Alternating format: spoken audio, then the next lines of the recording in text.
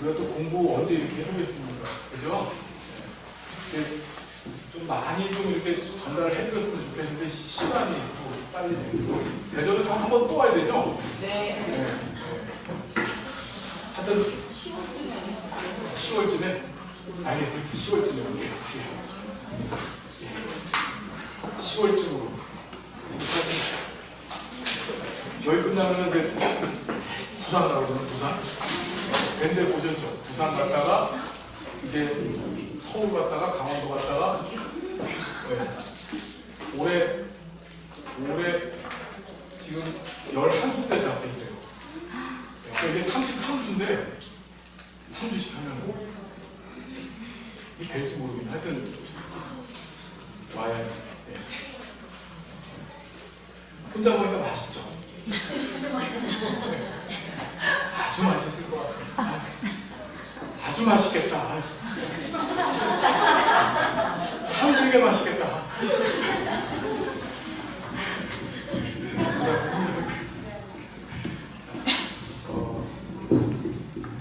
이 사회복지 실천은 기본적으로 사회적 배분 정의가 있다 했죠.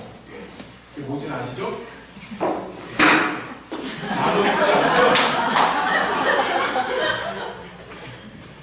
우리 실천가는 사회적 배분 정의가 없으면 안 되는 거예요.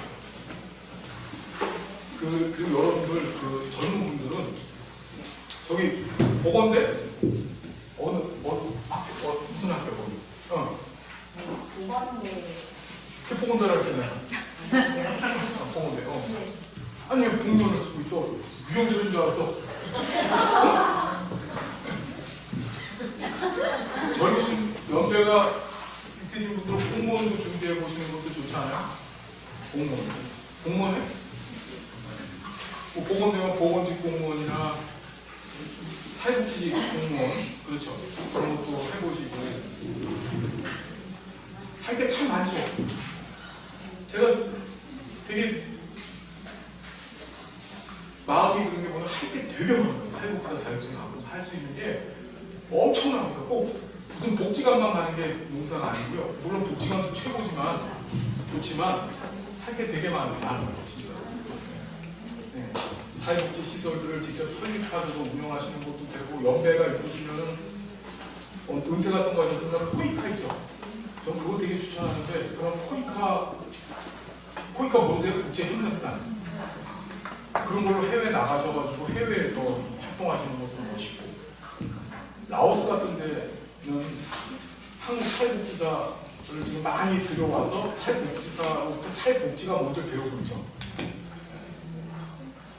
되게 많은데 보면 다들 이렇게 졸업하면 전부 다 방문요양센터 가는 게 꿈이야. 아니 그게 나쁘다는 게 아닙니다. 근데 이게 인생에 주어진 이 소중한 시간인데 그 시간을 정말 멋지게 잘 쓸 수 있는데 정보의 부족인지 아니면 열정의 부족인지는 몰라도 그걸 안 써요. 공무원도 뭐라고요? 아주 실생들한테 물어보면 1순위가 전담 공무원. 그렇죠. 공무원 1순위. 그럼요. 전담 공무원. 대전이 그런데 전담 공무원이 아주 유명하죠. 여기 경쟁률이 머리가 터지는 곳이에요. 네. 저도 지금 노량진에서 공무원 강의하고 있어요. 그러니까 공무원들이 어떤지를 알고 있습니다. 지금 12년째 공무원들 강의를 하고 공무원들 가르치고 있는데, 그리고 공무원 연수원에서도 교육을 하고 있어요. 근데 공무원을 하라는 뜻이 아니고 길이 많다는 뜻을 말씀드리는 거예요. 공무원을 꼭 하라는 뜻이 아니에요. 사회복지직 자격을 따시면 사회복지사 2급을 따시잖아요. 2급을 따시면은 청소년 상담사 3급을 따실 수 있어요. 조건이 아시죠? 1급을 따시게 되시고, 그럼 1급을 따시고 석사 공부를 하시면 청소년 상담사 2급도 따실 수 있어요. 그러면 청소년 쪽 일을 하셔도 좋잖아요. 지금 학교 사회복지사 같은 거랑 같이 연관을 해가지고 프리랜서처럼 일을 하시는 것도 좋고, 꼭 어디 소속으로 들어가시는 게 아니고, 우리가 지금 바라는 게 미국식 헬프 프로그램을 우리나라로 만들어놔요. 왜냐면 이전에는 시범사업 했었었죠. 사회복지 사무소. 그래서 정부에서 돈을 주고 개인이 사무소를 운영하는 거예요. 서비스 대행하는 사무소, 직원들이 크고. 그러니까 앞으로 이 영역은 여러분도 알잖아요. 되게 확장되어지고 다양화되어지고 그 다음에 발전되어질 수밖에 없는 곳인데 빨리빨리 들어오는 정보나 이런 것들을 캐치를 하시고 그 다음에 거기에 맞게끔 여러분들이 미리미리 준비를 하고 계셔야 돼요. 장기요양 쪽에 노인 쪽 하시는 분들은 정부는 지금 방침은 장기요양은 뭐 통합제가 그거나 아니면은 일단 요양원은 50대 미만 다 정리하려고 하고 있어요. 제가 6월 달에 국회 토론회 발제자로 가고 그걸 좀 얘기하는데 판이 많이 바뀌는데 그 정보를 모르니까 자꾸 뭐 하는 거야? 엉뚱한 일들을 해요. 이 제도를 쫓아가야 되는 거지 우리가 제도를 리드할 수는 없어요. 그렇죠?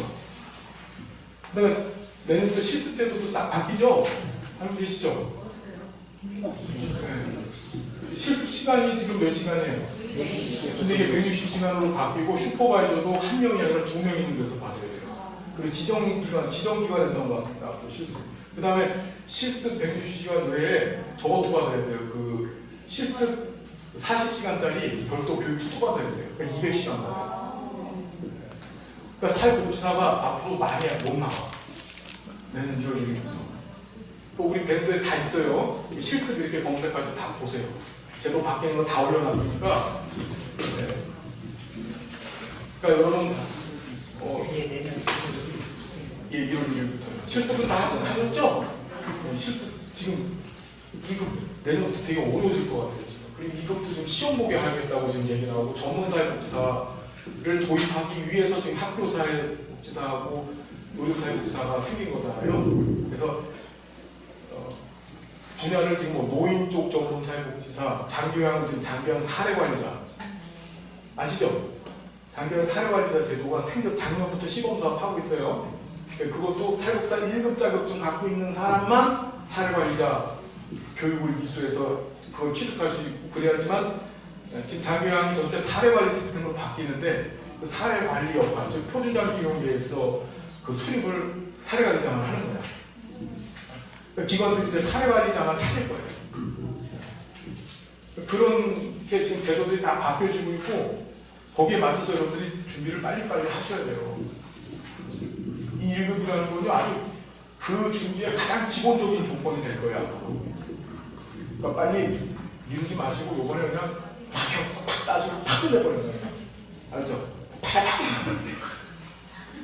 됐죠? 네. 미루지 마세요. 네. 여기서 미룬다는 뜻은 뭐냐면은 졸지 말라는 뜻이야. 아시겠죠? 힘들어도 어떻게? 막 과자도 드시면서 강의 들으셔도 돼요. 즐겁게 그냥 누워서 들으셔도 돼요. 이렇게 하시고 진짜로. 네. 호흡 쉬면서 이렇게 드셔도 되고 자유롭게 들으시되 졸지는 마시고 들으세요. 아시겠죠? 네? 네. 알았죠? 네. 다리 올려놓고 들으셔도 돼요. 책상에서. 네. 네. 무슨 말인지 아시겠죠? 네. 네. 그것도 괜찮아요. 네. 저는 그냥 반동 형성 할게요. 속으로 죽이고 싶은데 겉으로는 패도 된다고 할게요. 마음대로 하세요. 네. 네. 자, 시작하겠습니다.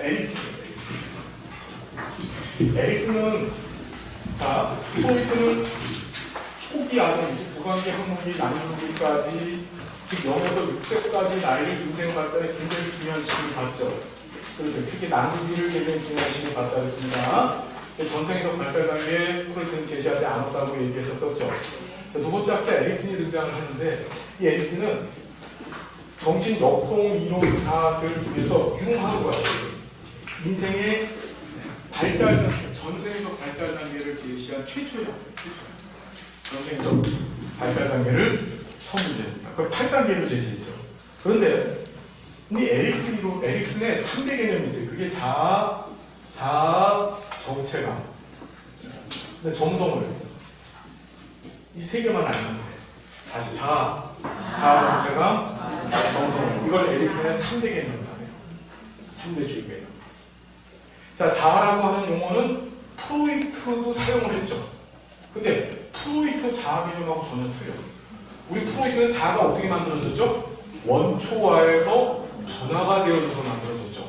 이 얘기 무슨 소리냐면은 본능이라고 불려지는 원초화가 먼저 있어야만 자아도 생겨나는 거야. 즉 원초화에 종속되어져 있는 자아였었어. 이해되시죠? 원초화가 있어야만 자아도 있는 거야. 그런데 에릭슨은 이 자아를 독립된 자, 인간은 원초화 없이 뭐다 본능 없이 독립된 자아를 갖고 태어났다라고 얘기해요. 자아는 프로이트적 관점에서 자아는 어떻게 돼? 구강기 학능기 때에 대해서 어떻게 만들어진 거죠. 분화돼서. 근데 에릭슨의 자아는 전혀 독립적인 거예요. 그래서 같은 용어를 썼지만 전혀 다른 개념이에요. 이해되시죠? 그래서 자아의 능동적인 측면을 강조했다. 프로이트는 수동적이야. 왜? 원초화가 있어야만 거기서 쓱 하고 나오는 거니까 수동적이에요. 그런데 에릭슨은 굉장히 자아가 능동적이에요. 지 스스로 존재하니까. 나는 스스로 있는 자이라. 그렇죠? 이해되시죠? 자, 자아 정체감이라는 것은 뭐냐면 내가 가지고 있는 그 자아, 즉 이 자아라는 건 내 존재 실제야, 실제. 내 모습 전체인데 왜냐 프로이트처럼 원초화, 초자 이런 얘기 하지 않았어요. 인간은 자아만 갖고 있는 거야, 에릭슨한테는. 그러니까 이게 내 전체란 말이야, 자아가. 그런데 이 정체감이라는 얘기는 뭐냐면 그 전체인 자아에 대해서 내가 생각하는, 내가 판단하는 내 자아의 모습이야. 즉 쉽게 얘기하면 나는 누구지? 거기에 대한 해답, 내 스스로 내릴 수 있는 대답을 자아 정체감이라고 얘기했어요. 난 누구지? 이 얘기 결국 뭐냐면 난 왜 태어났지? 나는 뭘 하고 살아야 되지? 라고 하는 자신의 현재와 미래에 관한 모든 얘기, 그것에 대해서 내 스스로 내릴 수 있는 결정, 그걸 뭐라고 할까? 자아 정체감이라고 해요. 자, 자아 정체감 개념 누가 얘기했다고요? 에릭슨이가 얘기했다. 자, 이 중요한 게 뭐냐면 이 자아 정체감이 에릭슨의 3대 주요 개념, 매우 중요한 건데 이 자아 정체감이 형성되는 시기를 에릭슨은 청소년기라고 본 거예요. 무슨 기? 자, 프로이트가 초기 아동기 때가 인간 성격 발달의 가장 중요한 시기라고 봤다면 얘는 청소년기가 제일 중요한 시기라고. 그래서 에릭슨은 청소년기 학자라고 해요. 뒤에 가서 배우겠지만 융은 중견기 학자라죠. 중견기. 각각의 인간 발달 단계에 별로 중요한 시기가 있는데 프로이트는 초기 아동기, 구강형이 남기가 제일 중요하다고 얘기했고 얘는 청소년기가 중요한 거예요. 왜? 에릭슨 자체가 청소년기 때 진짜 힘들었어. 왜냐하면 엄마가 에릭슨을 뱃속에 가진 상태에서 이혼을 하고 딴 남자랑 결혼했어. 그리고 애를 자기를 낳은 거야. 그리고 눈 뜨고 봤더니 뭐야? 의붓아버지야. 그러니 충격이 얼마나 컸겠어. 근데 의붓아버지가 자꾸 자기한테 의사를 하래. 의붓아버지 의사였거든요. 에릭슨이가 하고 싶었던 것은 그 영화 연출가 있죠. 디렉터를 하고 싶었던 거야. 근데 자꾸 파니까 내가 청소년 때 휙 하고 싶어 나가버렸어요. 그래서 유럽에 일주를 하고 돌아다니면서 그때 뭘 하냐면은 안나 프로이트라고 하는 여자애가 미국에서 아동 연구소를 하고 있었거든요. 아동 신경. 그때 거길 들어간 거야, 이유가. 그래서 거기서 프로이트를 배운 거예요. 그러니까 에릭슨은 프로이트의 직접적인 제자가 아니라 프로이트의 딸인 안나 프로이트를 통해서 프로이트를 공부한 정신역동 연구가. 방황이 되게 심했죠. 우리가 잘 아는 청소년기의 표현, 심지어 유행이라고 하죠. 유행이라는 게 뭐지?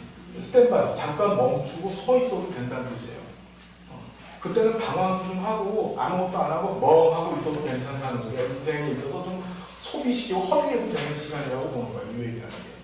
이해되시죠? 왜? 그래야만 자신의 자아정체감을 더 명확히 가질 수 있다는 거예요. 에릭슨은 청소년기에 대해 강조했다. 자, 중요한 게 점성어인데 이게 번역이 점성이니까 점진적으로 이루어진다는 뜻이에요. 그렇죠? 이룰 성자. 자, 이게 무슨 소리냐면은 인간은 태어날 때부터 유전적, 무슨 적? 유전적 기초안을 갖고 있다. 이 기초안을 갖고 있고 이 기초안에 근거해서 뭐 하는 것이다? 한 단계 발견하는 거예요. 그러니까 태어날 때부터 일종의 삶의 마스터 플랜을 갖고 태어나. 너는 요때가 되면 영화다.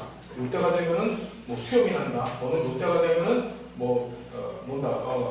청소년기가 돼서 반항도 한다. 이런 식으로. 이해됩니까? 무슨 얘기인지? 그 계획안을 갖고 태어나서 그 계획안대로 살다가 죽는 거예요. 그걸 점성안이라고. 이해가 되죠? 무슨 얘기인지? 유전적 기초안을 가지고 있고 그 기초 안에 맞춰서 생의 발달이 이루어진다라고 주장했습니다.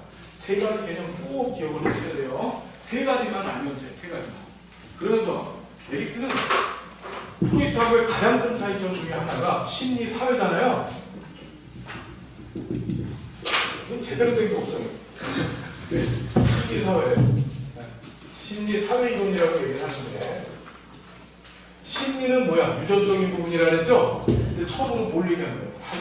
환경적인 요인이 성격 발달에 영향 준다는 얘기를 처음 한 사람이 에릭슨입니다. 그러니까 프로이트하고 가장 결정적인 차이점이 뭐죠? 환경, 사회, 환경이 영향 준다는 얘기를 한 거예요. 프로이트는 알죠? 유전적인 요인, 원초와야 결국 그 사람은. 이해됩니까? 자, 그래서 이 심리사회적 발달 단계라고 해서 8단계를 제시를 했는데 이걸 알아야 돼, 몰라야 돼요? 이걸 모르면 한 3-4문제 틀리는 거예요. 왜냐하면 이거하고 발달 과정 이론을 섞어서 문제를 냅니다. 이거를 8단계를 무조건 외워야 돼, 말아야 돼? 외워야 돼. 외워야 돼. 자, 에릭슨은 이렇게 얘기합니다. 점성 원리에 의해서 각각의 발달 단계를 거치면서 발달되어지는데, 자, 우리 이런 거야. 발달이라는 게 에릭슨이 맨 처음에 이제 유아기를 거쳐서 초기 아동기를 가요. 유아기를 거쳐서. 여러분들하고 직접적으로 얘기하면 성인 초기라는 과정을 거쳐서 중년기를 가거든요. 그러면 잘 봅시다. 우리는 지금 여러분들이 중년이라고 한다면 중년 다음에 올 단계가 에릭슨 입장에서 노년기인데, 노년기 겪어봤어요? 안 겪어봤어요? 그러니까 우리는 미래를 한 번도 겪어보지 못하고 미래를 향해 가고 있는 거지. 그렇죠. 이 얘기는 무슨 소리냐면, 궁극적으로 우리가 경험해보지 못한 것을 경험해야 되기 때문에 거기에서 발생하는 문제점이 있는데 그것을 심리사회적 위기라는 거예요. 내가 이미 경험해보고 알고 있는 거라고 한다면 위기가 발생하지 않아. 예를 들어서 횡단보도 앞에 신호등이 있단 말이에요. 신호등에 빨간불이면 가지 말아야 된다는 걸 우리 알고 있잖아.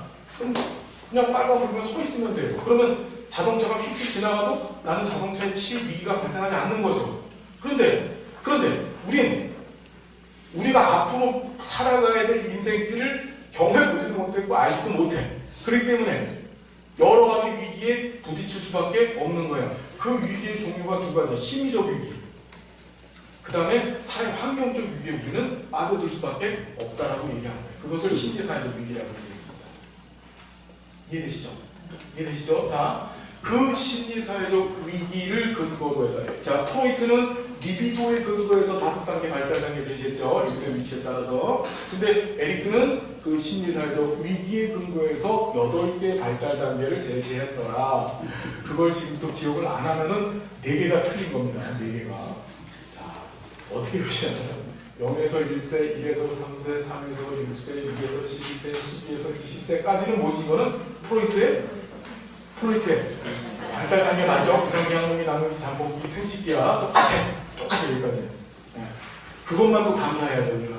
그렇죠? 네. 그 다음에 20에서 24세 아주 짧아. 그 다음에 24세에서 확 늘어나 65세. 그 다음에 65세 이상. 요거 외우기 쉽죠?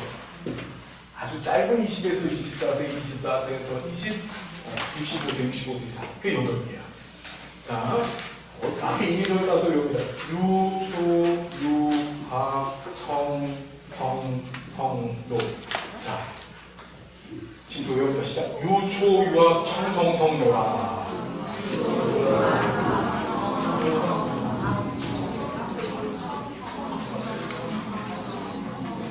유치원 다니고 초등학교 다닐 때 유학을 보내면, 그렇죠. 예.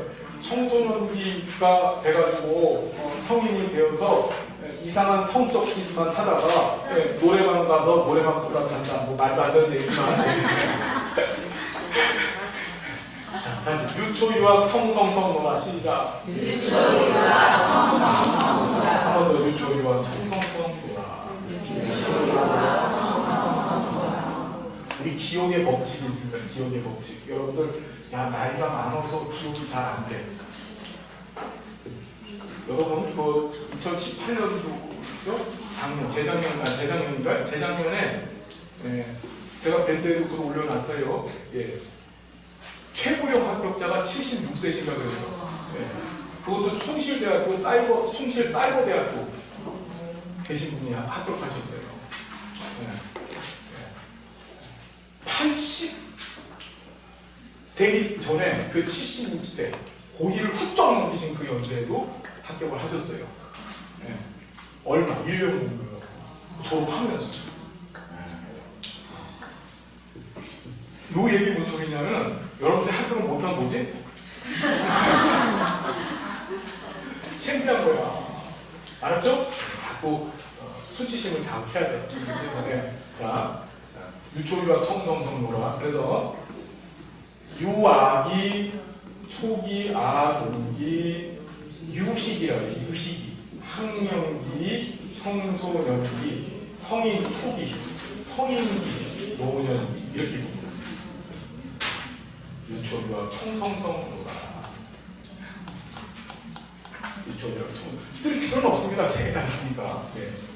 자, 심리사회적 위기를 경험하게 되는데 그 위기가 뭐냐면은 이 유아기 때 위기가 기본적 신뢰감 대 불신감. 뭐라고요?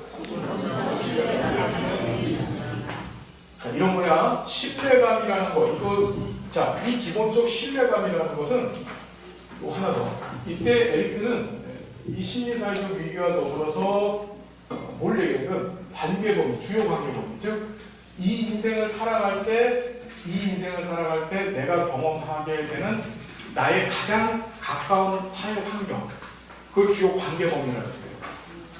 이때 가장 가까운 관계범위가 엄마야. 엄마의 관계 내에서 내가 신뢰감을 갖거나 또는 불신감을 가질 수 있는 거야. 이 신뢰감을 어떻게 표현했냐면 에릭슨은 아기가 앵하고 울었을 때 엄마가 젖을 물려주고 그 다음에 잠을 재워주면 아이는 신뢰감이 생기는 거야. 그런데 그때도 엄마가 반응하지 않았어. 그때는 어떻게 하는 거지? 불신하는 거야. 이해되시죠? 기본적으로 신뢰감도 불신감. 이해되시죠? 그러면 요 두 개를 잘 봐줘야 될 게 뭐냐면 기본적 신뢰감을 완전히 습득하는 인간도 세상에 없고 그렇다고 완전히 불신감에 빠지는 인간도 없어요. 뭐냐? 이 둘이 적절하게 조화를 이루었었을 때 예를 들어 이게 8 정도 되고 이게 2 정도 되면 그나마 사회생활 할 수 있는 건데 이게 8이 되고 이게 2가 되면은 그다음부터는 어떻게 돼요? 범죄자 되는 거야. 나중에. 이해되시죠? 그래서 다시 한번 얘기하면은 두 가지 요소를 전부 다 그러니까 이쪽 긍정적이고 부정적이죠. 긍정적으로 완전히 갖춘 인간은 없고 다만 한쪽 부분과 한쪽 부분 사이에 각각의 비율을 갖고서 얘가 기능적 인간이 되느냐 비기능적 인간이 되느냐가 판단되어진다고 얘기를 했던 거예요. 이해가 되시죠 여러분? 자, 그랬었을 때 이걸 적절하게 줘. 보통 한 8대2 정도로 잘 기본적 신뢰감을 획득했었을 때 이 자아죠. 이 자, 내 모습이야. 내가 갖게 되는 나 모습만의 특징이 있어요. 그걸 자아 특질이라고 얘기했는데 그것을 뭐라고 해요? 희망이라고 해요. 희망. 내 자아에 희망이라는 게 들어오는 거야. 기본적 신뢰감 부분을 더 많이 가졌었을 때 엄마의 관계를 통해서 기본적 신뢰감을 더 많이 가졌을 때 내 안에 뭐가 들어오는 희망. 이 희망을 에릭슨은 뭐라 하냐면 살아가도 된다. 나는 궁금한 게 에릭슨이 이게 애한테 물어봐도 답을 얻는 건지는 난 모르겠는데 하여튼 에릭슨은 그렇게 해석을 했어요. 뭐냐면 일종의 가능성이다. possibility to live on. 즉 오래 살아갈 내가 계속해서 살아갈 수 있는 것에 대한 가능성. 이해되시죠? 네. 그래서 내가 엄마가 안 하니까 엄마가 안 하면 애기가 안 하니까 엄마가 젖을 줬다면 살만하고 그래서 계속 산다는 거야. 자, 그걸 희망이라고 얘기해요.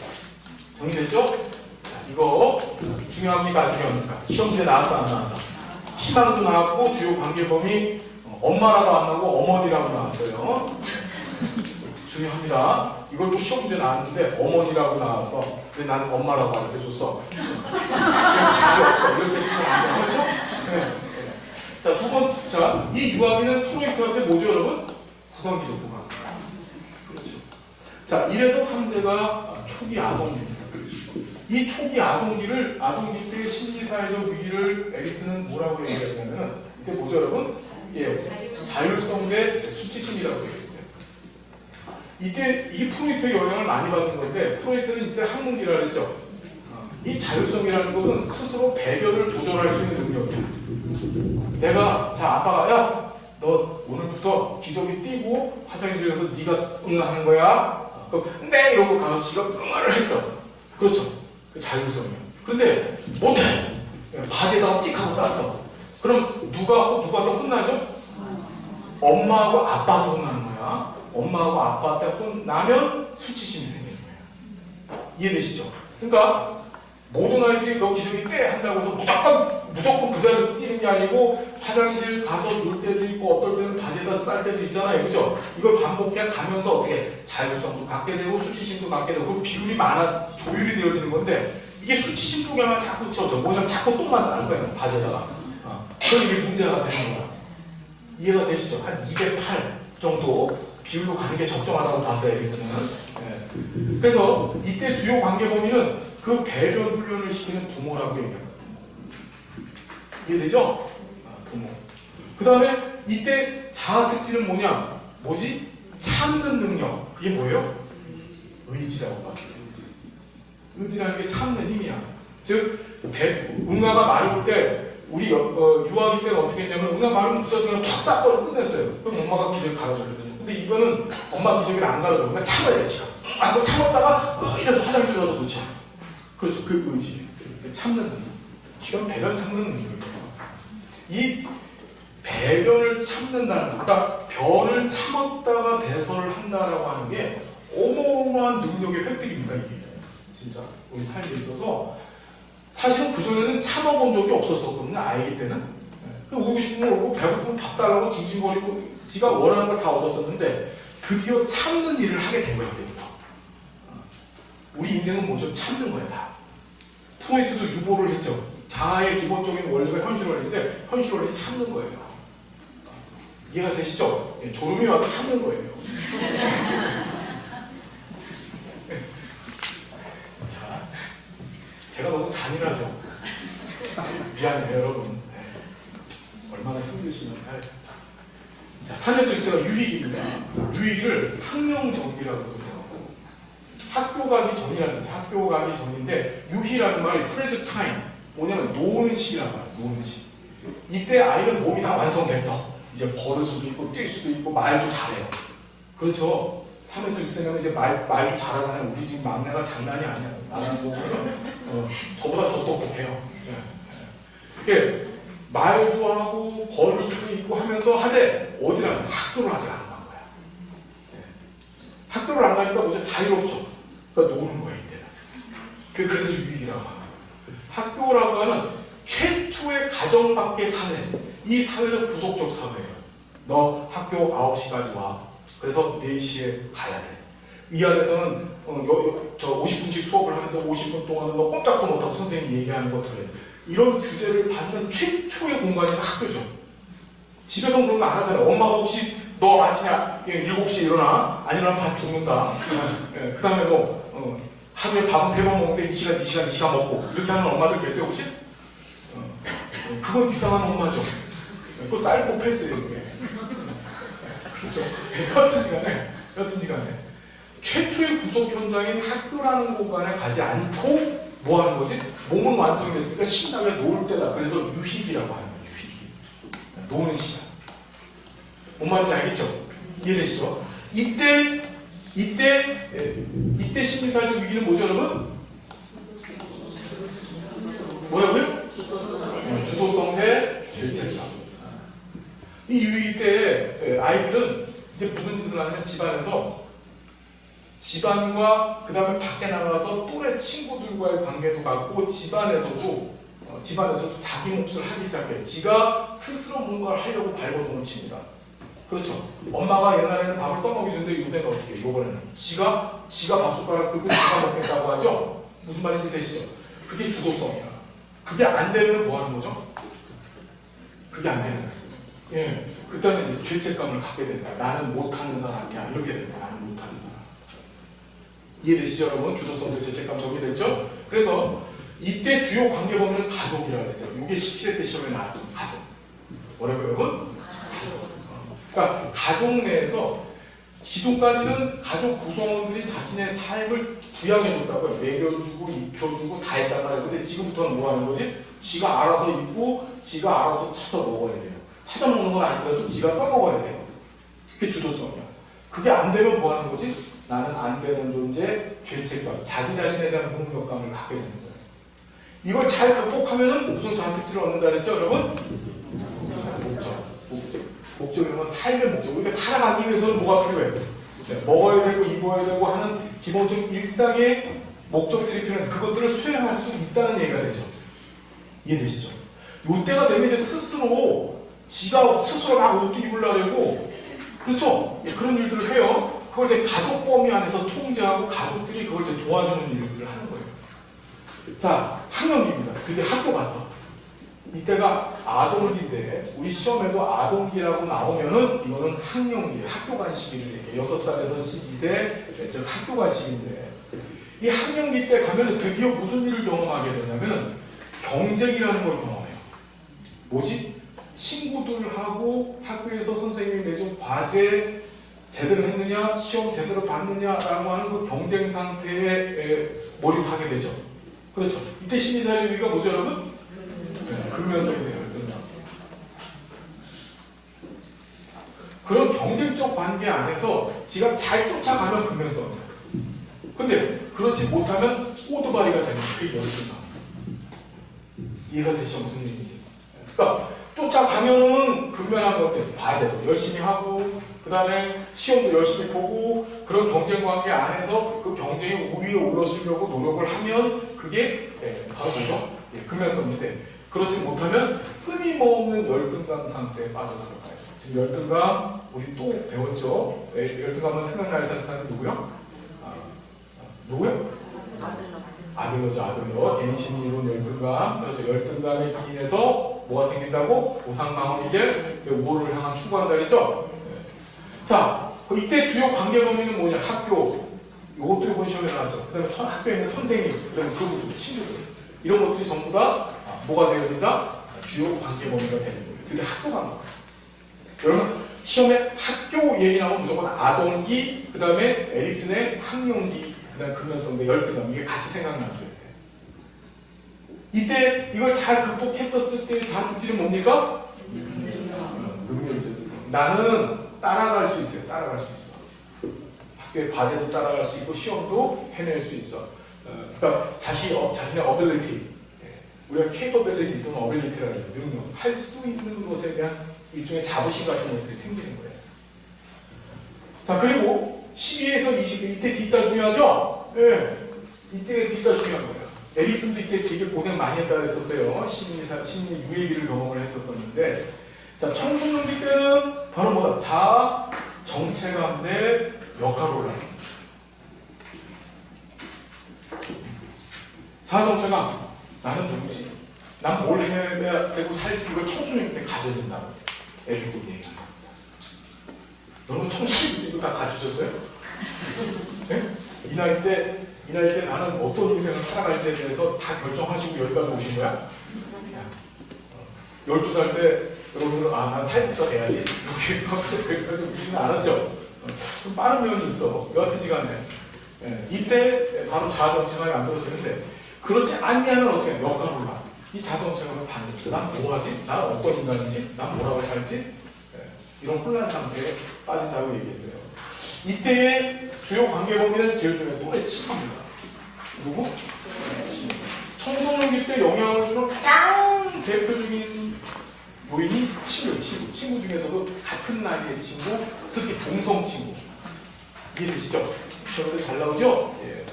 그래서 이때 또래 친구들한테 영향을 받아서 친구가 강남가면 나도 따라간다죠. 친구가 조폭이면 나도 조폭 되는 거야, 사실.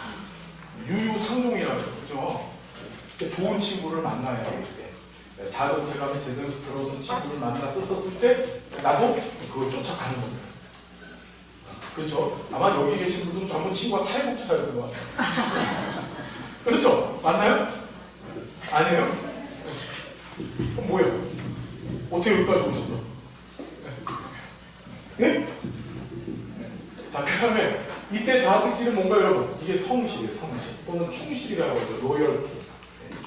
뭐냐면 자신이 획득한 자신의 자아 정체감에 그래 정해졌어? 그럼 이것대로 열심히 살아야지. 나는 이 미래를 향해서 갈 거야. 지금의 내 모습을 더 아름답게 멋지게 만들어 갈 거야. 그렇죠. 나는 백댄서가 되고 싶어. 그럼 어떡하냐? 이때 열심히 백댄서 춤 배우러 다니는 거야. 그렇죠? 네. 여러분 어렵지만 제발 부탁인데 이거 다 기억하셔야 돼요. 안 하면 시험 문제 진짜 4개 틀려요. 네. 그 다음에 제일 짧은 시기가 20에서 24세, 이게 성인 초기인데 에리스는 이 20에서 24세를 사랑하기 가장 좋은 나이라고 했어요. 사랑하기 가장 좋은 나이. 자, 우리 이제 뒤에 가서 인간 발달 과정 이번에도 공부할 텐데 여성의 가장 적절한 가임 기간이 몇 살에서 몇 살이죠, 여러분? 16에서 35세입니다. 16살 미만도 어떻게 돼? 이제 기형, 조산, 유산될 가능성이 많고 35세, 이걸 노산이라고 하죠. 이때 돼도 기형, 특히 다운 증후군 확률이 매우 높아진다. 이런 시험에 나왔었죠. 35세 이상. 그래서 여성의 가장 가임 기간이 몇 살? 16에서 35세입니다. 에릭스는 20에서 24세, 요 안에 들어가죠. 그렇죠. 이때를 사랑하기 가장 좋은 나이로 봤어요. 사랑하기 좋은 나이. 이때 뭘 하냐면 친밀감 대 고립감. 이 친밀감이라는 것을 에릭스는 어떻게 표현했냐면은 자신의 자아 정체감을 훼손하지 아니하면서, 즉 내 정체감, 나는 어떤 사람인지를 갖다가 훼손당하지 아니하면서 다른 사람과 아주 깊은 관계를 맺는 거야. 아주 깊은 관계. 그 다른 사람이 이성이야, 이성. 네, 그런데 이때 사랑, 이성과의 관계, 그걸 우리 사랑이라고 하죠. 그걸 못하면서 고립감에 빠지는 거야. 우리 저기 보건대 How old are you? 못 들은 척 하고 있어. 몇 살이야? 빨리 얘기해봐. 23살? 네. 23살은 여기 들어와 있네 지금? 지금 어디 이성 친구 있어요 없어요? 분명히 있다고 할걸? 있어요 없어? 없어? 없을 것 같았어. 정답이고. 자, 이때 이성 빨리 사랑을 해야 돼. 알았죠? 빨리 남자친구 사귀어 빨리. 그래서 사실 우리 정석은 좀 안 맞는 게 많죠. 그런데도 시험은 나와요. 그래서 이때 주요한 관계 범위를 에릭스는 뭐라고 하냐면 이성으로 했어. 이때 사랑이에요. 그리고 이걸 자 이때 이 친밀감과 고립감의 적절한 수준으로 얻어진 자아 특질을 우리가 뭐라 했습니까? 그걸 사랑이라고 했죠. 사랑.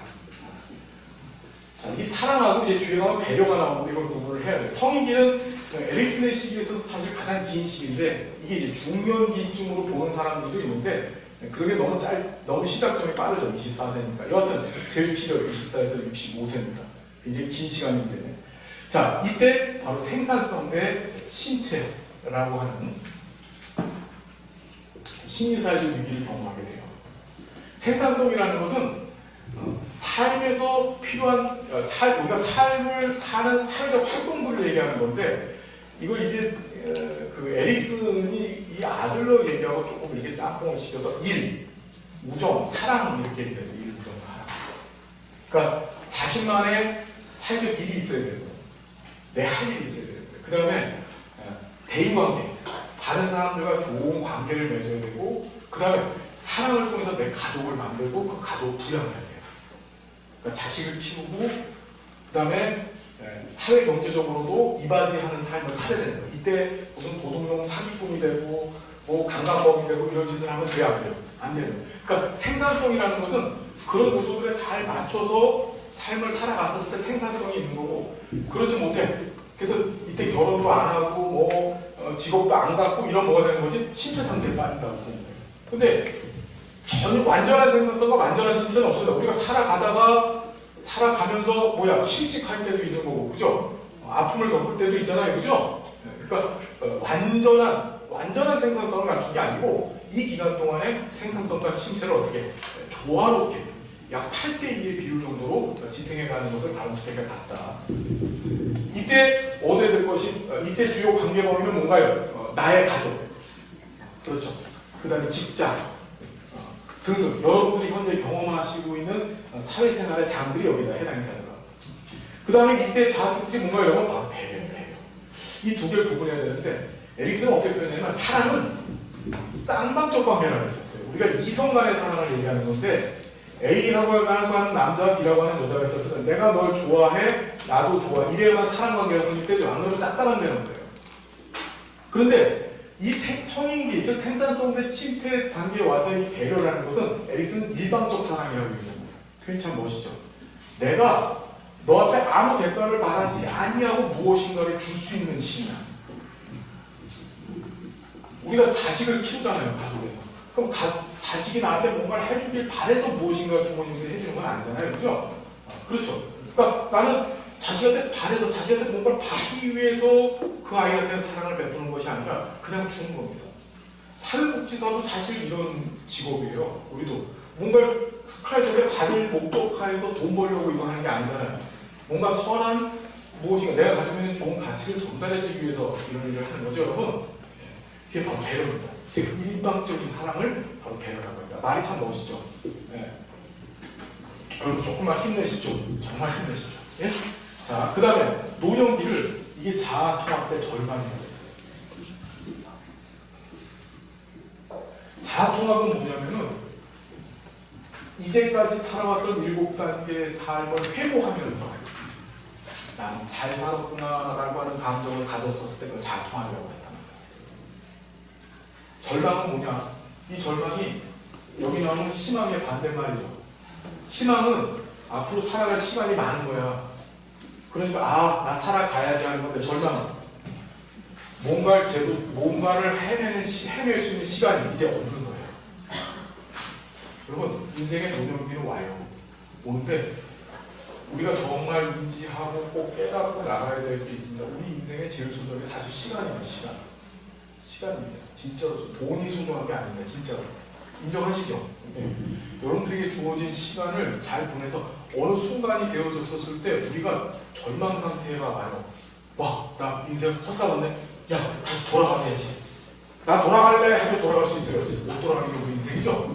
그러니까 주어진 시간에 나중에 65세, 지금 65세보다 훨씬 많은 것 같아요. 한 70세쯤 됐었을 때 인생을 회고하고 그래, 난 잘 살았어 라고 스스로한테 얘기할 수 있는 인생. 저는 매일 그게 기도 제목이에요. 사실은요. 자아통합된 삶을 달라고 그 기도를 하고 있는데 여러분들 어떤 기도 제목인지 모르겠어요. 로또 저로또. 네. 하여튼 그런 게 되게 중요한 거예요. 에릭슨은 그런 얘기를 했습니다. 돌아갈 수 없는, 회복할 수 없는, 다시 돌아갈 수 없는 시간. 그렇죠. 그것에 대해서 뭐한다? 절망하는 거죠. 이게 희망의 반대말이라는 얘기까지 했어요. 그래서 이때는 지혜라는 거거든요. 지혜. 관계 범위가 분명히 이때는 내가 이제까지 살아왔던 삶의 경험과 경륜을 가지고서 세상 걱정을 하면서 살아야 돼요. 이 노인이 되었음에도 불구하고 뭐 하느냐면 자기 아니만 걱정하고 살면은 그 실패한 인생이라고 얘기했죠.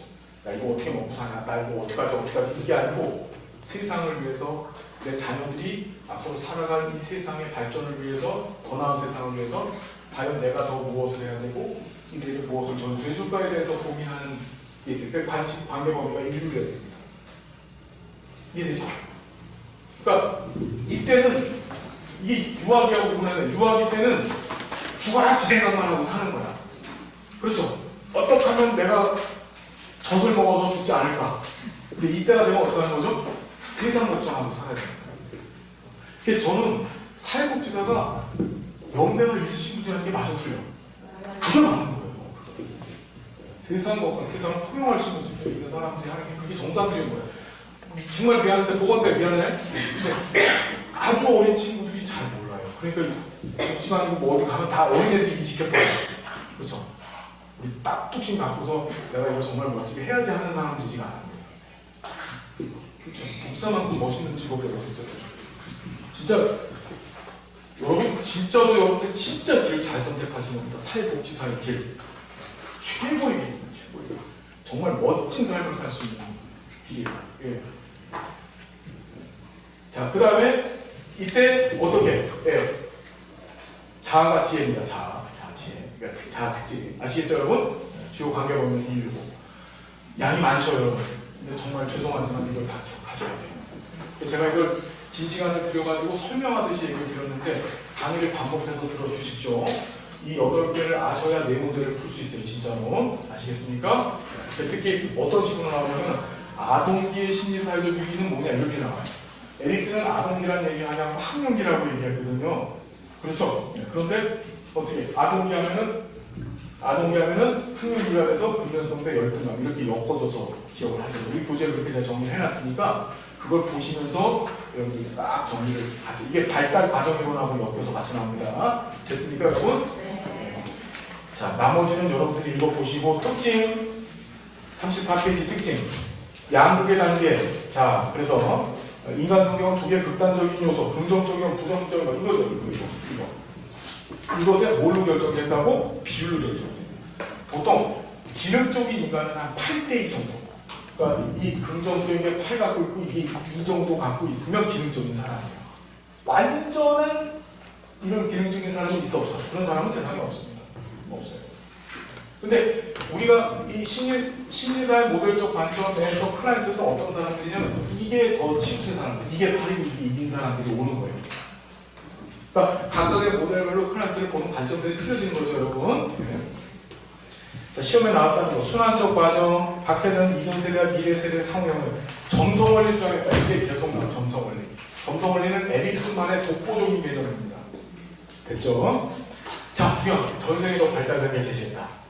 시험에 나왔죠? 다시 전생에도 발달단계 제시한 학자 누구? 에릭슨, 용. 그렇죠, 용. 딱 2사람입니다.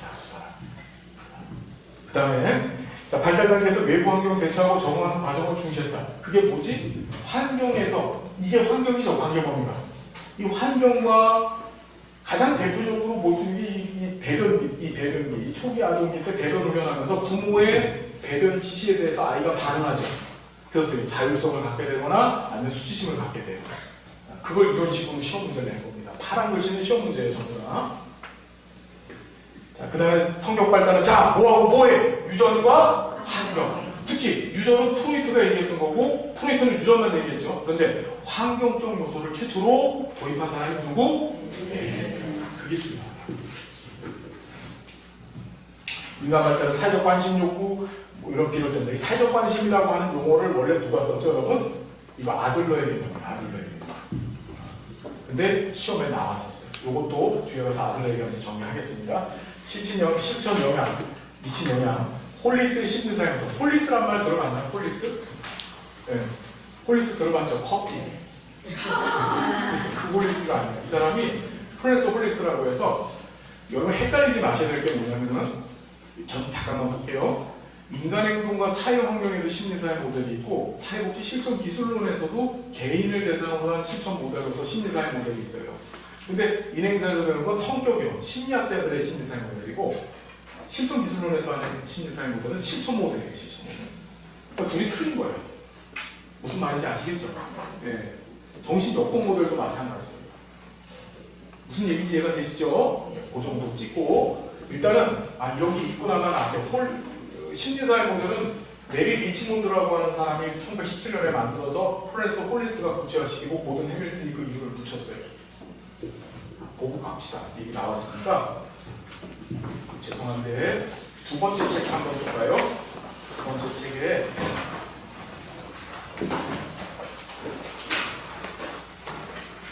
여러분 정말 고맙습니다. 힘 좀 내주십시오. 그래서 우리 꼭 합격하시자고 합격해서 합격하시는 분들 합격하시면 저한테 전화 꼭 하셔야 됩니다. 아시겠죠? 네. 예, 전화를 꺼놓을 테니까.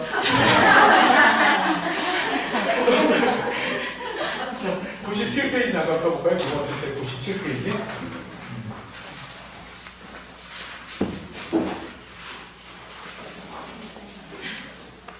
여기 심리사회 모델이라고 하는 실천 모델이 있어요. 폴리스 얘기를 좀 보려고 해요. 여기 발전 과정 나와 있죠? 사람 이름 3명이 등장하는데 요건 꼭 좀 기억해 주십시다. 메리 리치몬드 이름이 뭐라고요? 메리 리치몬드. 이분 혹시 들어봤어요? 엄청 중요하죠? 1917년에 사회진단이라고 하는 책을 썼어요. 이 사람이 시험에도 참 잘 나옵니다. 왜냐하면 이 사람이 최초로 사회복지 실천에 있어서 환경이라고 하는 요소가 중요해를 처음 얘기한 사람이에요. 그 전까지만 해도 사회복지 실천 현장에서 환경은 전혀 쓸모없는, 생각하지도 않은 존재. 그냥 사회복지 실천에서는 프로이트적 관점에 근거해서 인간 자체에만 초점을 뒀었어요. 유전적으로.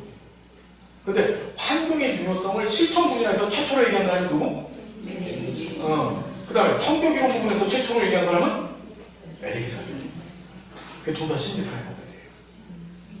그 다음에 고든 해밀턴이 처음으로 심리사회 모델이라고 하는 용어를 썼고 지금 플로렌스 홀리스가 나온 거예요. 그 이론을 체계화시켰어요. 그래서 플로렌스 홀리스의 심리사회 모델이라고 얘기를 하고 이 모델에 영향을 준 이론이 그 성격 이론이 바로 뭔가 심리사회 모델이라고 했습니다. 청소년기 이지는 안 되죠. 에릭슨은 무조건 청소년기 팍 하고 생각나요. 에릭슨 청소년기 팍. 융하면 중년기 팍. 알았죠? 프로이트 하면 초기화면 팍. 알았죠? 구강경험이 나누는 게 그죠? 됐죠? 자, 이 자아정착 확립의 지식을 제공해요. 이제 융 공부할게요. 융.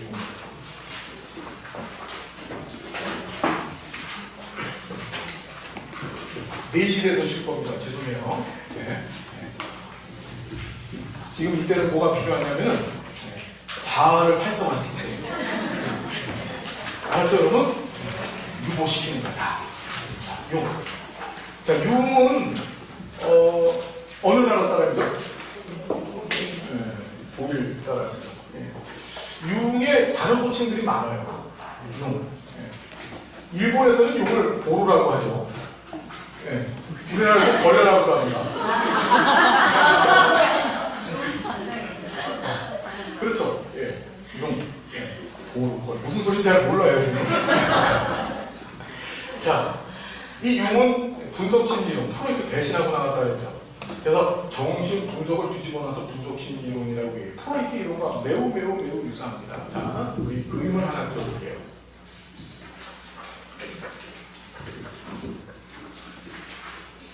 이건 인간의 정신 구조를 얘기했어요. 프로이트처럼. 근데 어떻게 얘기했냐면은, 잘 보시죠, 여러분. 프로이트는 공간적 개념으로 의식, 전의식, 무의식을 얘기했었잖아요. 근데 융은 우리 인간 정신은 크게 의식과 무의식만 있다고 얘기했어요. 뭐가 빠졌죠, 지금?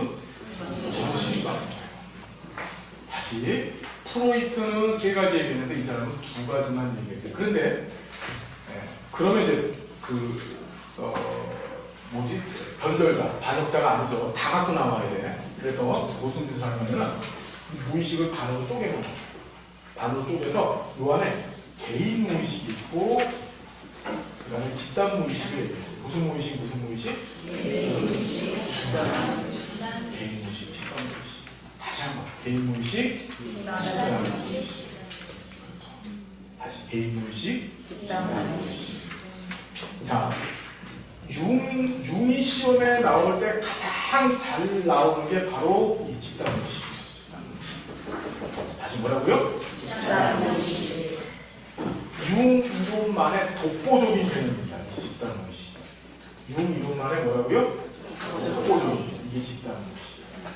그래서 이 공간적 개념으로 의식과 무의식을 나눠놓고 개인 무의식, 집단 무의식을 나눠놨는데 실상 가만히 보면 이 개인 무의식은 바로 프로이트의 전의식에 해당하는 거고 이 집단 무의식이 프로이트의 무의식쯤으로 이해가 되어지는 거예요. 무슨 말씀인지 아시겠죠? 정리됐습니까? 자, 그런데 이 안에 프로이트처럼 역시 어떻게 구조물들이 들어가 있다라고 얘기를 해요. 구조물들이. 뭐냐? 의식 안에 어떤 구조물이 하나가 보세요. 의식 안에 들어가 있는 구조물을 의식에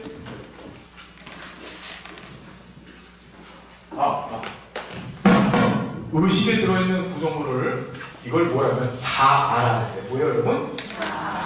헷갈리면 안 돼. 자, 중요한 게 자아는 의식에만 있어요. 우리 프로이트는 자아가 어디 있었었죠? 세 군데 다 있었었죠. 의식, 정식, 무의식에 다 있었었는데 융은 자아는 어느 공간에만 존재해? 의식 안에만 존재해요. 의식 안에. 그 다음에 이 개인 무의식의 공간 안에 구조물이 하나 처박혀 있는데 이거를 컴플렉스라고 얘기했습니다. 뭔스? 컴플렉스. 그리고 이 집단 무의식 안에 여러 가지가 섞여서 들어가 있는데 여기 좀 보세요. 집단 무의식 안에 가장 깊은 것, 즉 인간의 가장 저변에 뭔가가 하나 이렇게 들어가 있어요. 덩어리가. 이것을 자기라고 얘기해요. 자기. 뭐요? 자, 헷갈리지 말아요. 얘는 자, 얘는 자기야. 다시 자, 자기. 인간 심리의 가장 내면에 들어가 있는 것이 뭐라고요? 자기.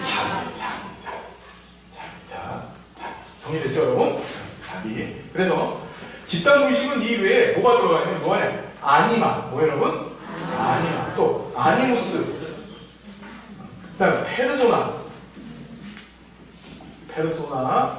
그다음에 마지막으로 음영.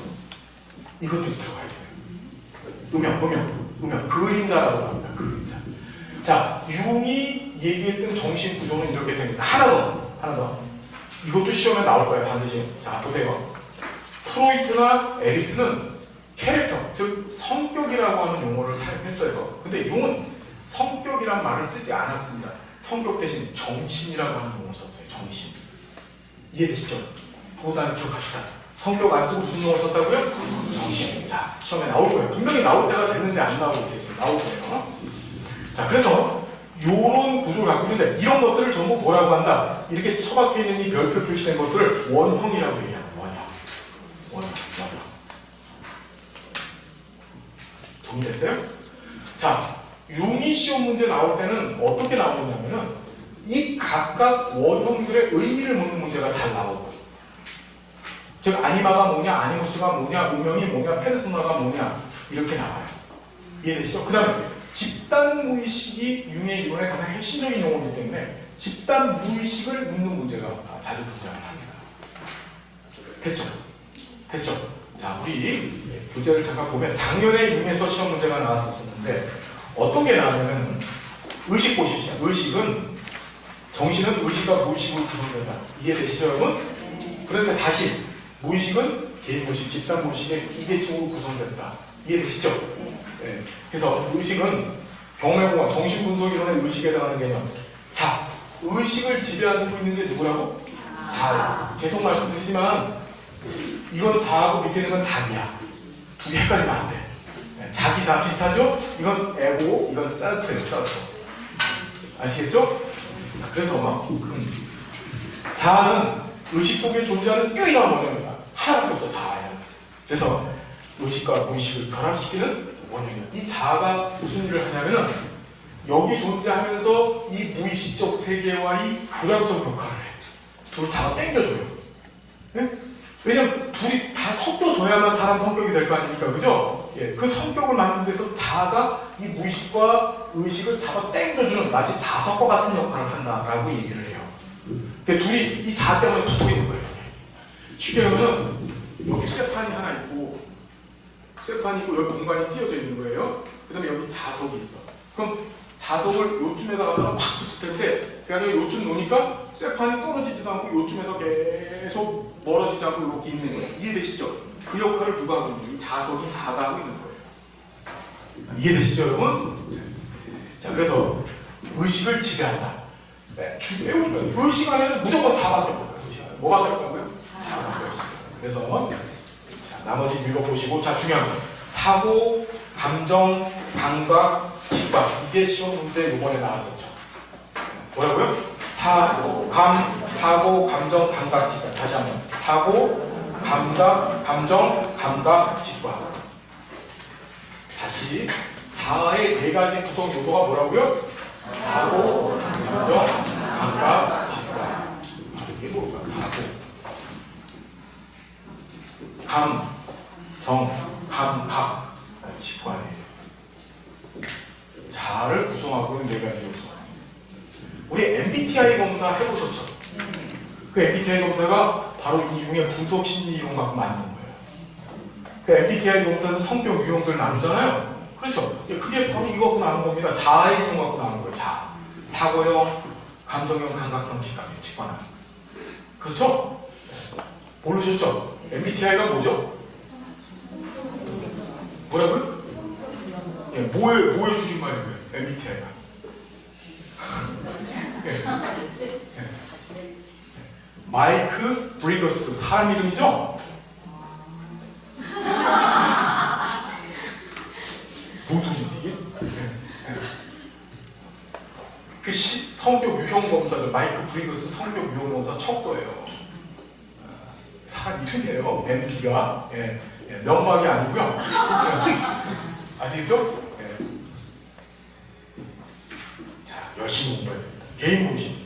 자, 개인적 경험으로 형성된 기억 저장소, 정신분석이론의 전이식이다. 무시의 상부 위치했고 이 안에 들어가 있는 원형이 뭐지? 바로 컴플렉스를 무시의 관념덩어리라고 해요. 우리 노처녀 컴플렉스라고 하죠. 들어봤어요. 노처녀 컴플렉스. 뭐냐면, 자, 노처녀도 원래 평범한 성격의 여성이었었어. 그런데, 자, 무식 관념덩어리라는 게 뭐냐면, 이걸, 융은 어때요? 실타래가 두두두두 뭉친 거야.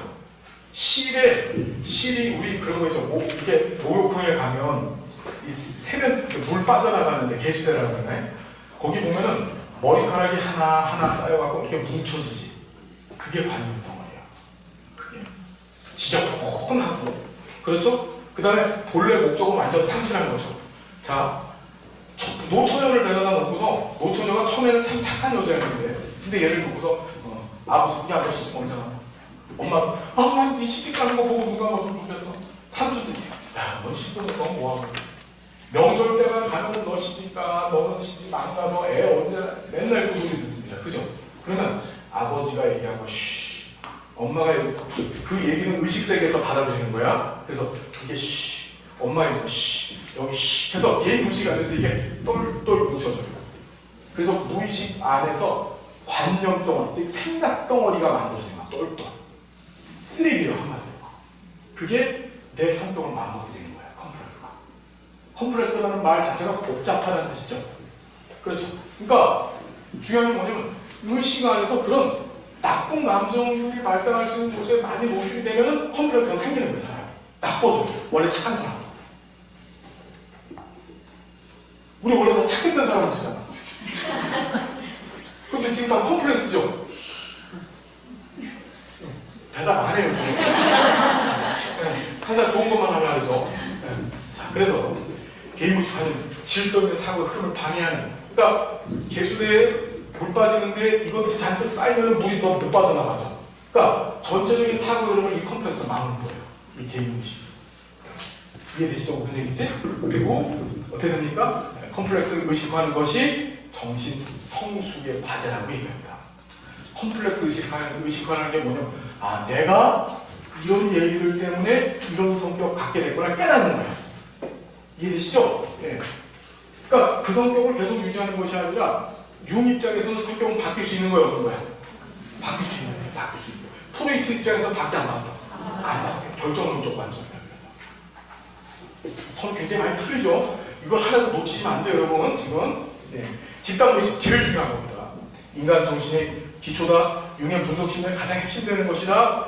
자, 조상 대대로 이어져 온 경험의 7점을 이렇게 시험지에 나왔어요. 이건 유전돼서 온 거야. 융은 신화의 연구를 하는 걸 하죠. 신화. 신화. 그래서 아메리카 인디안들의 신화를 연구를 하고 그 다음에 유럽의 바이킹 신화 연구를 했어요. 놀라운 일이 벌어졌어. 유럽하고 아메리카 대륙 사이에는 대서양이라고 하는 큰 바다 가로막혀있잖아요. 한 번도 둘 사이에 교류가 없었었어요. 저기 그 미국 사람들이 1492년에 콜럼버스가 아메리카 대륙을 발견하기 전까지만 해도 서로의 교류가 전혀 없었거든요. 근데 놀라운 게 두 곳의 신화의 공통점이 너무 많은 거야. 신화 연구가 유명하죠, 신화. 이 용은 도대체 이거 어떻게 된 일이야? 어떻게 이 지리적으로 전혀 분절되어져 있는 이 두 공간 사이에 이런 공통적 요소를 갖고 있을까? 그것을 집단무의식으로 이해했어요. 우리 집단무의식이라는 말이 쉽게 이런 거야. 우리들 사이에서 우리 모든 사람 이 집단 안에서도 어떤 공통적으로 공유하고 있는 무의식적 뭔가가 있어요, 이 안에 지금. 근데 이게 어떻게 전수되어졌냐, 어떻게 전수돼서 왔느냐 이거야. 근데 그거를 융은 리비도라고 얘기했어요. 자, 리비도 얘기한 사람 누가 있죠? 융은 존 리들로 성적 에너지라고 했는데 이 친구는 얘를 생활 에너지 또는 영적 에너지라고 해서 영적 에너지. 우리가 영적인 건 뭐지? 시공을 초월해서 움직이죠. 그렇죠. 이건 분명히 저 아메리카 인디안들하고 유럽 사람들이 도대체 교류가 없었는데 어떻게 같은 가치나 같은 생각을 공유해야 될까? 이거는 시공을 초월한 어떤 교류가 있다. 그걸 리비도가 그렇게 했다라고 본 거예요. 이해돼요? 무슨 얘기인지? 이해되시죠? 자, 그래서 자 보세요. 경험의 친족, 조상 대대로 계속 이어져 와서 그것이 우리 내면 안에 집단 무식 안에 착착 쌓여 있는 거예요. 그것들이 모든 우리 구성원들한테 쌓여져 있는 건데 중요한 게 인류의 조상 하나야. 무슨 소리냐? 인류의 조상 하나죠. 하나.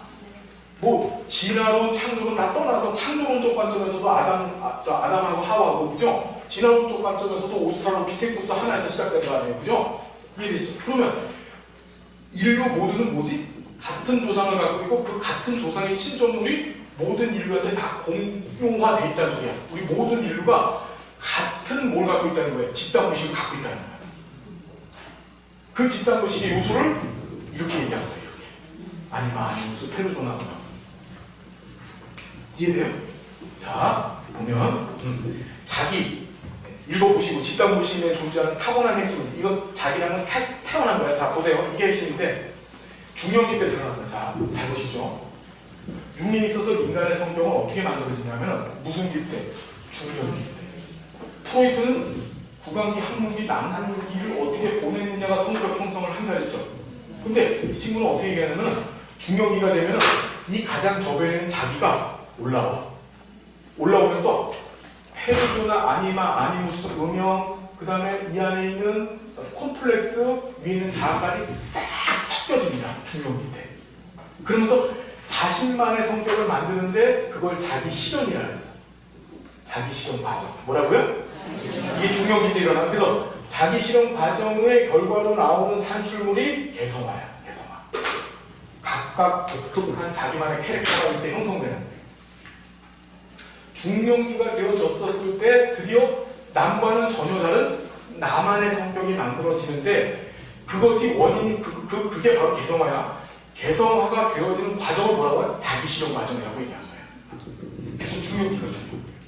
여러분들도 지금 중년의 시기를 살고 계시면서 어떤 일이 벌어지고 자기만의 캐릭터를 지금 만들고 있는 거야 지금. 자기 실현이 되어져 가고 있는 겁니다.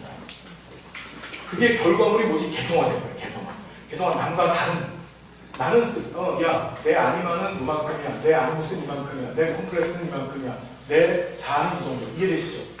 그것들이 섞여서 나만의 고유한 성격, 즉 개성을 만들어낸다. 밑에 보시면 원형 등장하는데 인간 정신에 존재하는 보편적 근원적 핵이다. 페르소나 아니면 아니무스 운명 봅시다. 이거 되게 중요한 거죠. 시험에 잘 나오죠. 페르소나는 라틴어로 가면이라는 거죠. 가면. 모든 인류가 공통적으로 갖고 있는 원형인데, 집단 무식 안에 속해 있는 원형인데, 이건 뭐지? 사회생활을 하기 위해서 자신의 실체 모습을 가리는 거예요. 여러분들 오늘 집에서 나오시기 전에는 어땠죠? 머리가 산발이었어요. 집에서 밥 드실 때는 어떻게 드시나요? 한지다. 그렇죠? 밥, 김치, 쓱쓱쓱 이렇게 먹다 밥을 이렇게 붙으면 남편이 들어와서 너 누구야? 깜짝 놀라죠. 그렇죠? 맞죠? 아니라고 또 얘기하시는 거예요. 다. 근데 여기 나오시면 어때요? 모습이? 요조수요. 그렇죠? 맞죠? 그러니까 우리는 항상 뭐라면 가면을 쓰고 다녀요. 근데 이게 우리만의 얘기가 아니라 모든 세상 사람들이 다 그래요. 가장 대표적인 감이 넥타이. 우리 집에서 넥타이 메고 있는 사람 있어요? 집에서 넥타이 메는 사람 봤어요? 그거 사이코패스예요.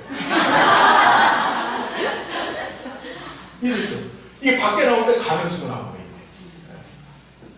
이해되시죠? 무슨 얘기지? 모든 인류가 다 이거 하고, 모든 사람들이 자신들만의 넥타이를 하고 다니잖아. 그래서 자, 보세요. 페르소나는 자아의 감이다. 자기 자아가 이 시험에 나왔던 그대로 옮겨놓은 겁니다. 외부 세계에 적응하기 위해서 사용하는 원인이다. 이해되십니까? 우리는 그걸 가면 쓰고 다니는 겁니다. 그 가면. 여러분들, 가면 쓰니까 무슨 일이 벌어져? 집에서 입는 옷하고 밖에서 나오는 옷이 틀리고, 집에서 남편이나 아내를 대할 때 태도와 밖에 나가서 사람들을 대할 때 태도가 전혀 틀리죠? 그렇죠? 네. 그렇잖아요. 그 페루조나 쓰고 나오신 거예요. 근데 그게 나쁜 거예요, 좋은 거예요? 페루조나를 통해서 우리는 사회생활을 하는 거예요. 사회적 관계를 맺는 거예요. 이게 나쁜 게 아닙니다. 자, 아니면 아니면은 뭐냐면 중요합니다. 이것도 헷갈리는 겁니다. 자, 보세요. 좀 볼게요. 자, 인간은 엄마 뱃속에서 수정이, 난자, 정자가 수정되어졌을 때 즉시로 성별이 갈라지는 게 아니에요. 그러니까 수정되자마자 얘 남자, 여자 갈라지는 게 아니죠. 뭐냐면 호르몬 대사에 의해서 보통 한 2, 3개월 정도 되어졌을 때 엄마가 갖고 있는 에스트로겐 호르몬 때문에 뭐가 돼? 남자, 여자 갈라지는 거죠. 그전에는 한성이었었어. 보통 여성성, 생식기가 없기 때문에 여성성만 갖고 있다고 얘기해요. 거기에 초점을 둬서 이건 뭐라고 하면 사람은 엄마 뱃속에 있었을 때부터 하나의 성이었었는데 이게 뱃속에서 나오면서 서로 다른 생식기를 갖고 태어나가지고 뭐라는 거지? 사회가 우리를 성적 학습화 시킨 거예요. 넌 남자로서의 삶을 살고 넌 여자로서의 삶을 살아라. 이해되시죠? 그런데 중년이 되면서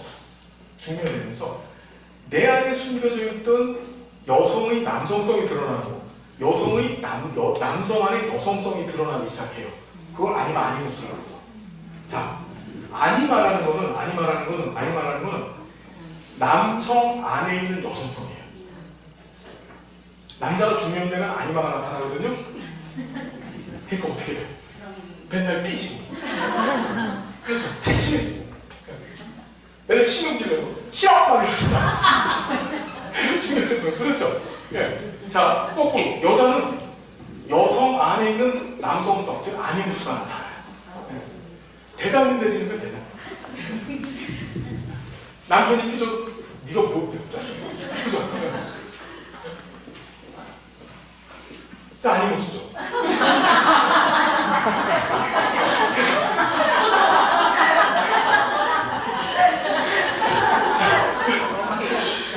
아니무스는 자, 다시 아니무스는 여성 안에 있는 남성성이, 그래서 여성은 중년이 되면 외향화되죠. 그래서 재밌는 게 여성분들이 중년이 되면 다 공부하러 나왔어요. 받고.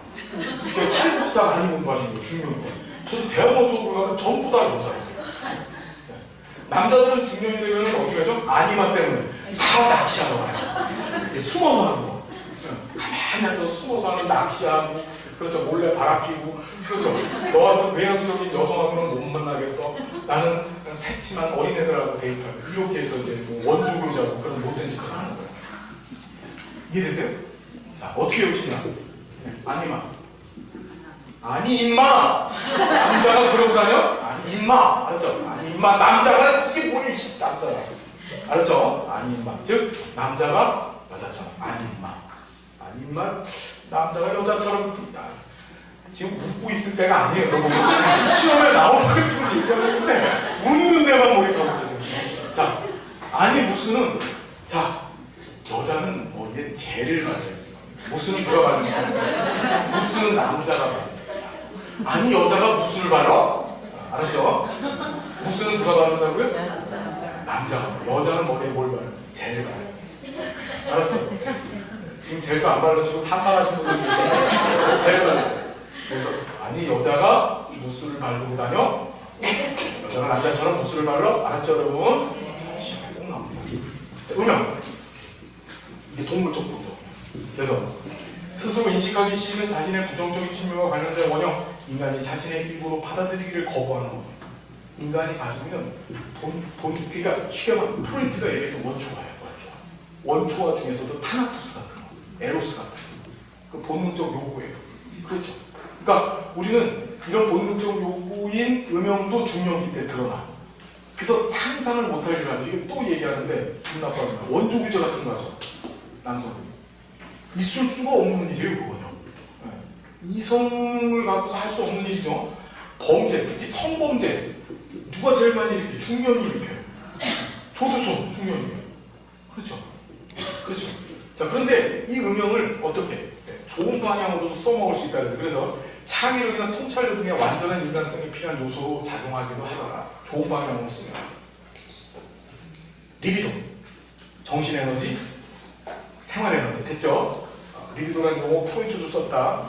자, 성격용 요번에 시험 문제 나와서 모두 정확하게 만들었습니다. 이게 자아의 이론이죠. 자아의 성향. 자, 크게 외향형, 내향형이 있어요. 다시 뭐라고요, 여러분? 외향형, 내향형이 있고 기능이 있는데 그게 사고, 감정, 감각, 직관이에요. 다시 보여. 사고, 감정, 감각, 직관. 조합으로 8가지 성격을 형성합니다. 자, 외향형, 내향형이 있는데 외향형은 리비도가 객관적 외부 세계를 지향하는 거야. 바깥에 자꾸 나가려고 하고 활동적이고 그렇죠. 뭔가 역동적인 삶을 살려고 해. 그게 외향형이야. 그래서 여성들이 자 봐요. 지금 얘기 들어봐요. 중년 이전에는 즉 청년 그 다음에 청소년 때는 남성들이 외향형이야. 그러니까 밖에 나가서 직업을 구하고 보통 여성들은 집에서 살림을 하죠. 그러니까 여성들은 내향화되어지고 남성들은 어떻게 돼? 외향화였었어요. 그런데 중년이 되면서 아니나 아니무스가 드러나요. 그래서 무슨 일이 벌어지는 거야? 여성이 외향화되어지고 남성이 내향화되죠. 되게 재밌어요. 저도 지금 손에 주부술진 생겼는데 설거지 제가 다 해요. 감이 없는 날은 제가 청소, 빨래 혼자 다 합니다. 하루 종일 해요. 되게 불쌍해요.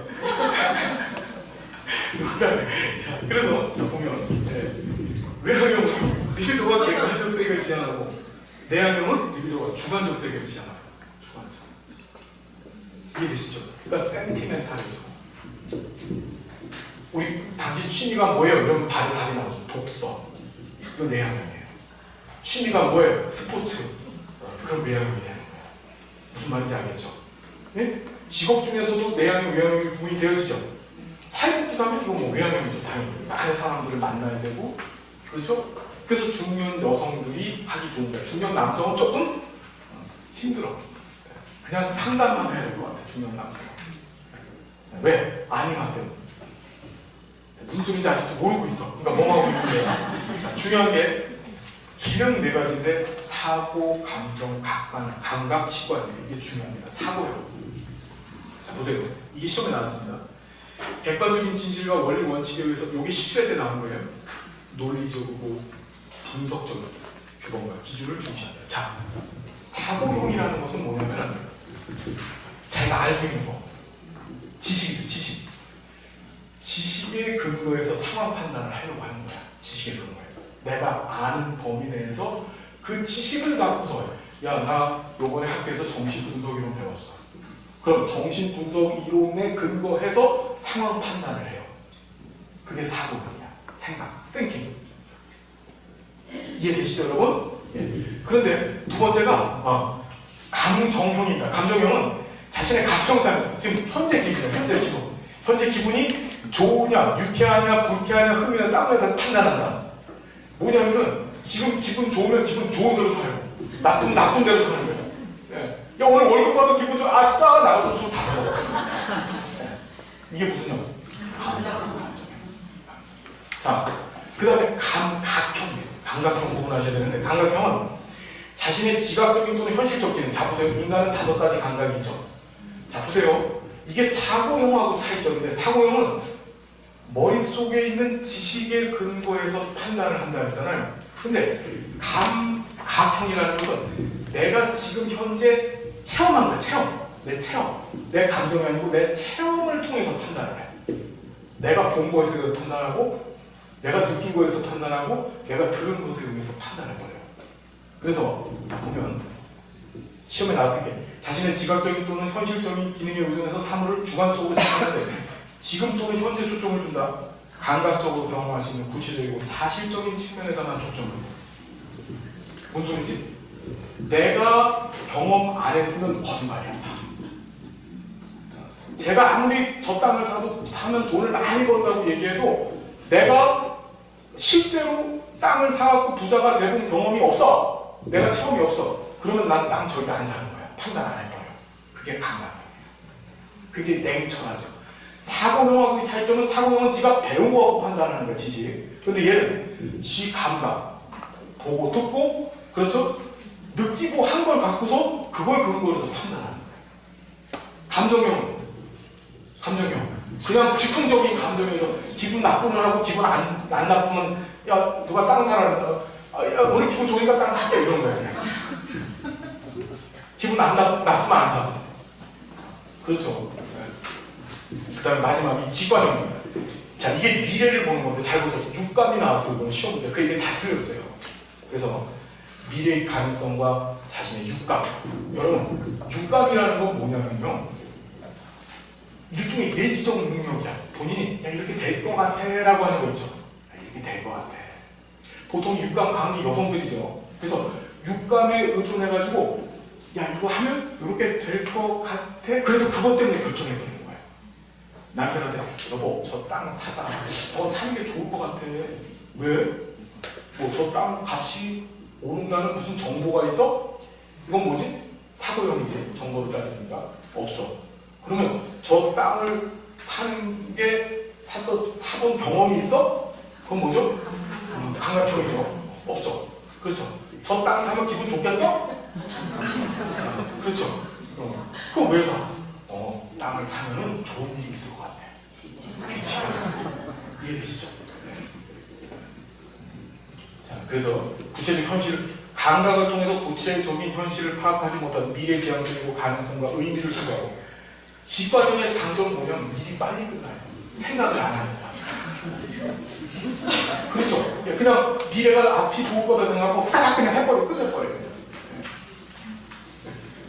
이런 얘기 하면 안 되는데 우리 장모님이 직관형이라고 땅 사는 게 취미죠.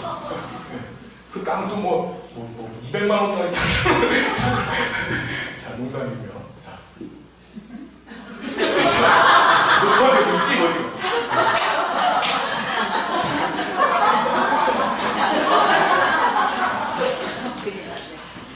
이 장모님 안 보실 거예요. 자. 외향형 순서 보세요. 외향형. 그 다음 외향형, 내향형 또 골라야지. 외향형. 그럼 나머지 다 내향형? 취미가 뭐예요? 자수먹기?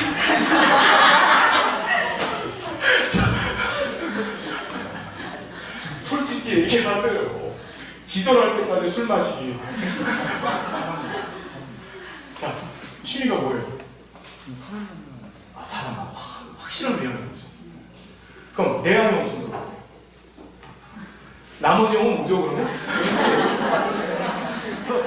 나머지 형은 나머지 손안 드신 분들은 무슨 혼합형이에요?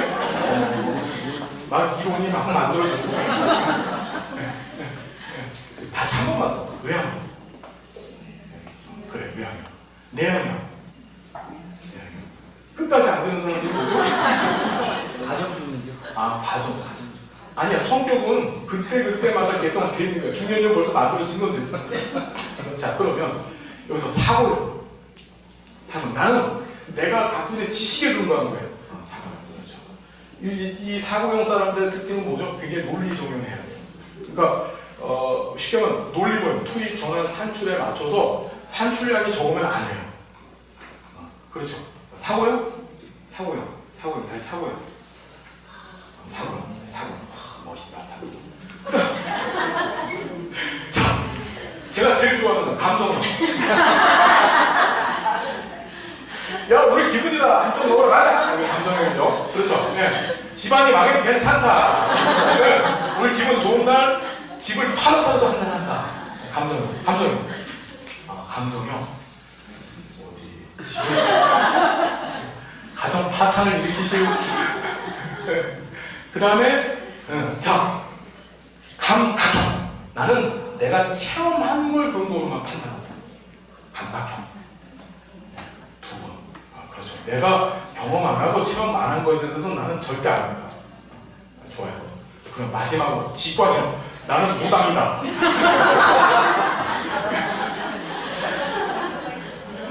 직관형. 무당이라니까 나도 안 사람들 대부분이 감정형 직관형이에요. 감정형 직관형입니다. 다. 그렇죠? 이거 의사결정할 때 무슨 논리적연을 따지고 다 직관으로 해버리고 다 감정으로 해버리지. 그렇죠? 자, 여기 오시게 된 사유도 한번 생각해 보세요. 뭐에 의해서 여기 오셨는지. 자, 그래서 이 외향형, 내향형과 그 다음에 사고형, 감각형, 감정형, 직관형 섞어서 8개의 성격 유형을 만든 게 MBTI 검사예요. 아시겠죠? 네. 여러분 이거 시험에 2번 나왔었는데 아주 구체적으로 묻는 문제가 나왔고 앞으로는 예문 주어질 것 같아요. 그러니까 잘 이해를 좀 해주십시오. 그 다음에 성격 발달 단계 총 이 사람은 4개로 나눴어요. 전생애적 발달 단계 제시했는데 에릭슨은 8단계인데 이 친구는 몇 개?